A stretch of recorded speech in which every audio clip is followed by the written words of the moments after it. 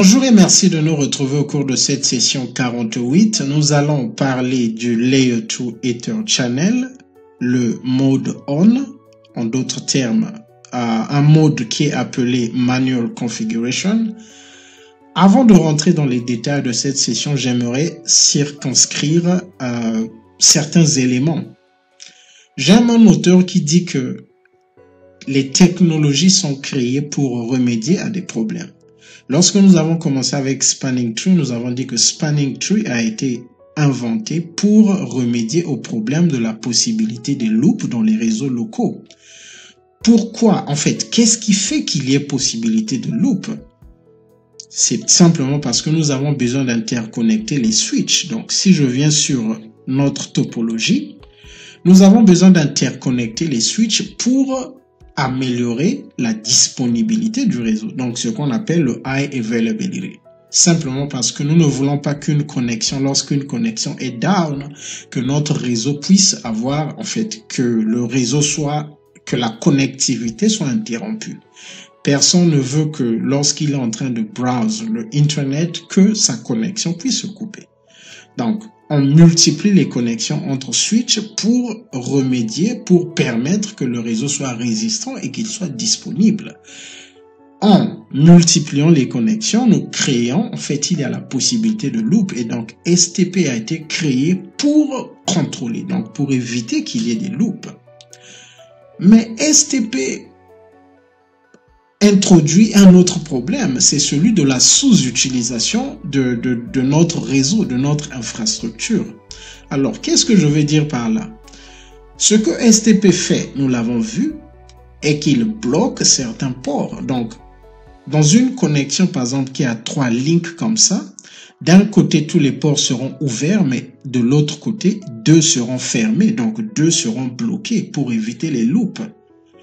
Les 2 ports qui sont fermés ne pourront pas faire passer le trafic et donc c'est la bande passante puisque les 2 ports ont une vitesse qui ne sera pas utilisée. Donc ça c'est déjà un problème. Et donc pour permettre que nous puissions, en fait que les switches soient en mesure de faire passer le trafic sur tous les ports, le protocole Ether Channel a été créé. Alors, nous allons lire les notes. Ether Channel permet d'éviter l'utilisation de STP pour éviter le délai de convergence si une seule connexion a des problèmes. Ether Channel permet de combiner plusieurs connexions, maximum 8, parallèles ayant un même speed. Je vais relire. Ether Channel permet de combiner plusieurs connexions parallèles ayant un même speed et le maximum c'est 8. Donc, ce que cela veut dire, c'est simplement qu'avec Ether Channel, nous pouvons combiner 8 connexions, donc 8 câbles physiques entre les 2 switches, et les 8 câbles seront dans une connexion logique. Nous allons voir ces détails et ce qui va permettre que les 8 câbles soient utilisables à un instant T. Et donc, le Ether Channel, donc la connexion logique ne sera down que si toutes les connexions physiques sont down. Ce que cela veut dire, c'est que si je vais illustrer ça ainsi, si j'ai par exemple ce Ether Channel qui a 3 connexions physiques, prenons 4, si la première connexion physique a des problèmes, STP ne va pas faire recalculer les timers tels que nous l'avons vu, il n'y aura pas un problème de reconvergence parce que ce que les switches voient, c'est la connexion logique. Donc, ce que nous pouvons dire le EC, ok? Le Ether Channel. C'est ce que le switch voit. Le switch ne considère plus les connexions physiques. Et donc, si une connexion a des problèmes, STP ne va pas recalculer les timers. La connexion, tous les ports vont continuer à fonctionner. Si le deuxième câble a des problèmes, les switches vont continuer à fonctionner, STP ne va pas recalculer les timers. Si la troisième connexion a des problèmes, même logique, les switches ne vont pas recalculer les timers. Donc, aussi longtemps qu'il y a une connexion physique sur le Ether channel, les switches vont continuer à fonctionner. Il n'y aura pas un problème de recalculer. En fait, il n'y aura pas un problème de reconvergence. Le problème va se poser si la dernière connexion physique a des problèmes. Donc, c'est l'avantage d'utiliser, en fait, de combiner les ports sous un Ether channel et nous allons voir ces détails. Le switch considère un Ether channel comme un seul port au regard de STP. La conséquence est qu'aucune convergence ne sera nécessaire si une seule connexion a des problèmes et au moins lorsqu'une connexion est opérationnelle. C'est ce que nous venons de voir. Aussi longtemps qu'il y a une connexion opérationnelle, le switch n'a pas besoin de recalculer les timers. Alors, avec EC, donc Ether Channel, STP ne bloque pas les connexions. Sans EC, STP bloque toutes les connexions excepté une. Alors, qu'est-ce que cela veut dire? Je venais de l'expliquer, mais il est parfois important de le voir à la command line. Nous allons faire show spanning tree. Alors, je vais rappeler ma topologie. Nous sommes dans le switch 1 qui est à ce niveau et nous avons donc au niveau du switch 1 les 00 qui, en fait, 00, 01 et 02 que nous avons ici. Et donc, ces ports sont en forwarding. Donc, tous ces ports, je vais, au fur et à mesure marquer, je vais mettre forwarding. Alors, après, nous avons le 2.0 et le 2.1 qui sont ici. 2.0 et le 2.1 sont connectés au root switch. Donc, juste pour votre information, ce switch est le root switch. Et donc, tel que nous le voyons, il y a un port qui est bloqué et l'autre est en forward. Donc, nous allons dire que ici, il y a un port qui est bloqué et l'autre est en forward. Maintenant, nous avons au niveau de cette connexion le 1.0, 1.1 et 1.2. Donc, nous venons ici 1.0, 1.1 et 1.2. Tous les ports sont en forward, ici, là. OK? Tous les ports. Alors, nous allons vite partir au niveau du switch 2. Nous allons rappeler la même commande, show spanning tree. Le switch 2 est ici. Nous avons les 00 qui sont, nous avons un root et 2 sont bloqués. Donc, c'est ce que nous venons de voir. Donc, nous avons un qui est root et les deux autres sont bloqués. Donc, je vais mettre bloqué. Donc, si nous partons, nous regardons le 2.1 et le 2.0, nous voyons que les deux sont en forward. Donc, ce sont les designated de ce segment. Si nous vérifions le 1.0, 1.1 et 1.2, nous voyons que tous ces ports sont bloqués. Donc, ici, là, c'est bloqué. Tous ces ports ici sont... Ah, excusez. Il ne faut pas abuser des ports qui sont bloqués. Donc, nous allons mettre un petit B. Donc, ici, c'est en forwarding. Donc, le trafic va atteindre les hello seront partagés dans ce segment à partir du switch 1. Et donc, nous allons partir au niveau du switch 3. Nous allons rappeler show spanning tree. Ce que nous remarquons, le 00, tous les ports sont bloqués. Donc, tous les ports ici sont bloqués. Et si nous partons au niveau de 2.1 et le 2.0, tous les deux ports sont bloqués. Si nous partons au niveau de 1.0, 1.1 et 1.2, nous voyons qu'il n'y a qu'une seule connexion qui est ouverte, c'est le root, et les deux autres sont bloqués. Donc, nous allons noter root et bloqué. Bloqué. Juste pour préciser qu'il y a un port qui est root et les deux autres sont bloqués. Alors, nous pouvons l'imaginer que, vu que ici c'est le root switch, tous ces ports sont ouverts. Nous allons faire enable. Je vais faire show spanning tree. Et tel que nous pouvons le constater, tous les ports sont bloqués, sont ouverts, excusez, parce que c'est le root switch et donc c'est logique. Donc, ce qui se passe, nous pouvons le voir que nous avons sur cette topologie deux ports qui sont bloqués. Tous les 3 ports ici sont bloqués. Nous avons les 5 ports ici qui sont bloqués. Nous avons 2 ports qui sont bloqués. C'est une sous-utilisation de la bande passante. Ce qui est vrai, c'est que en termes de connectivité, les équipements vont communiquer correctement.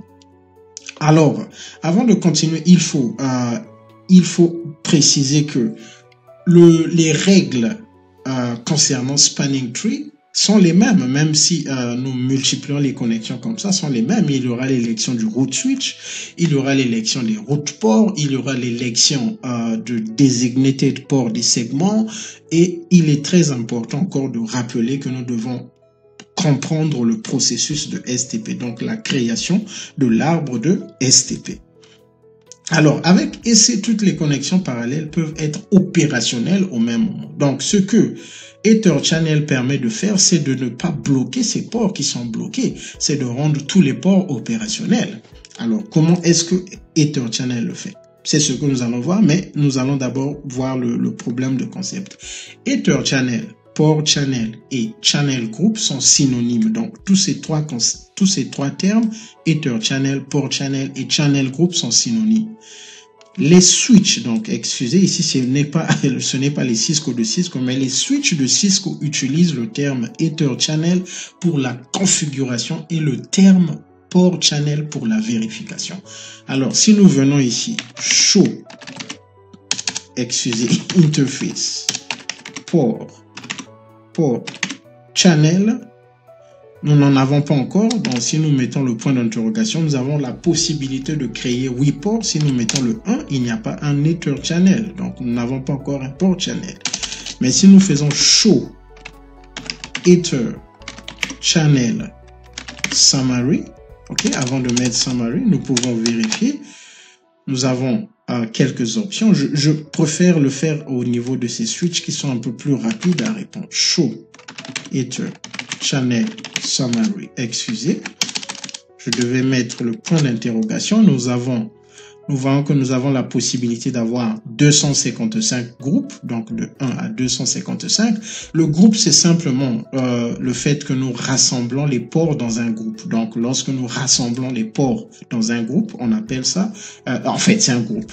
Donc, nous avons auto, displays auto, nous avons detail pour avoir plus de detail, nous avons load balance que nous allons voir, nous avons le port, nous avons port channel, protocol et summary. Nous allons beaucoup voir avec summary et nous allons voir d'autres commandes, en fait les autres options. Donc ici avec summary, il n'y a encore rien tel que nous le voyons, c'est ici que ça devait s'afficher, donc nous n'avons encore rien. Alors ici nous avons l'exemple de une illustration de ce qui se passe lorsque Ether Channel est configuré.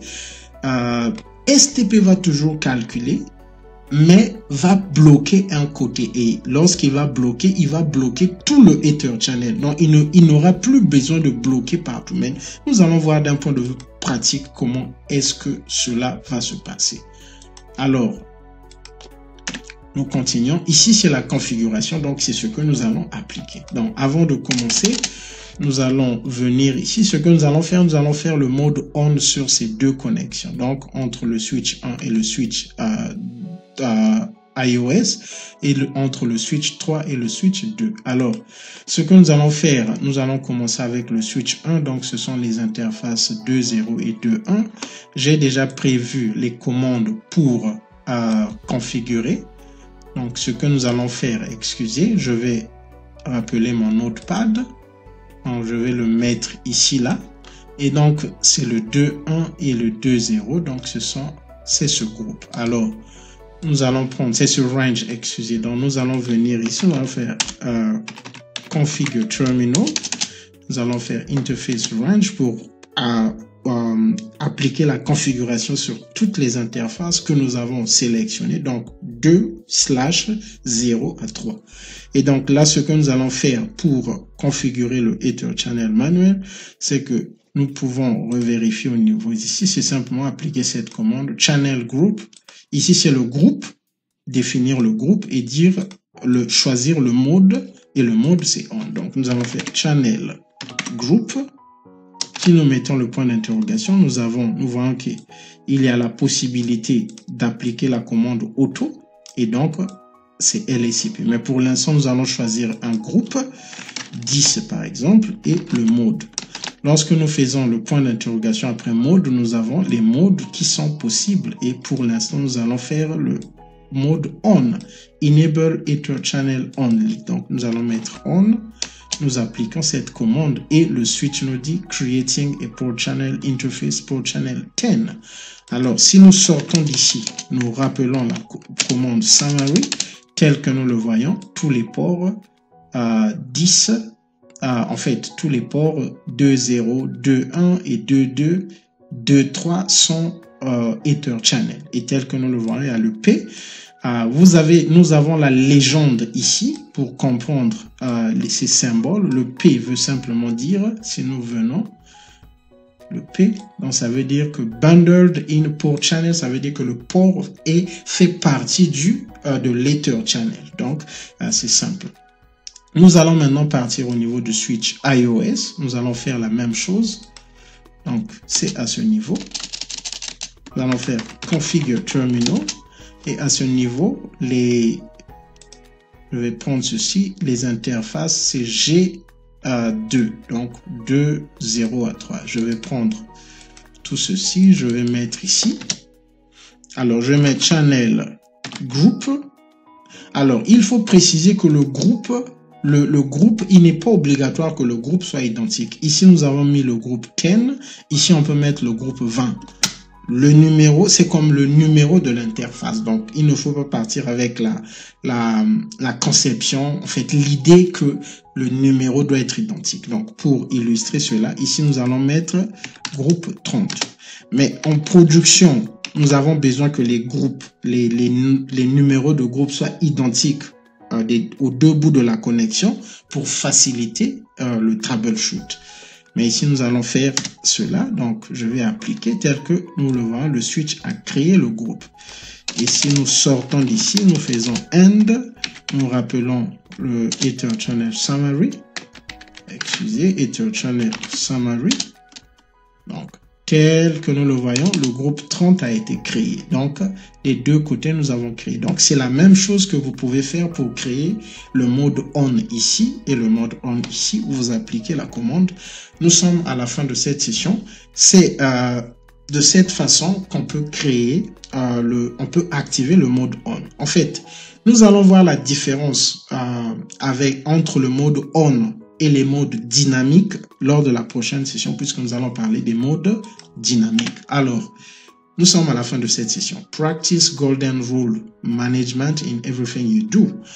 Manage others the way you would like to be managed. Donc, il faut pratiquer une règle d'or du management, celle qui consiste à traiter les autres, à gérer les autres tels que nous aurions voulu être gérés. Alors, c'est très important. Nous sommes à la fin de cette session. Si vous avez aimé. Si vous n'êtes pas abonné, souscrivez. Merci. Nous nous retrouvons.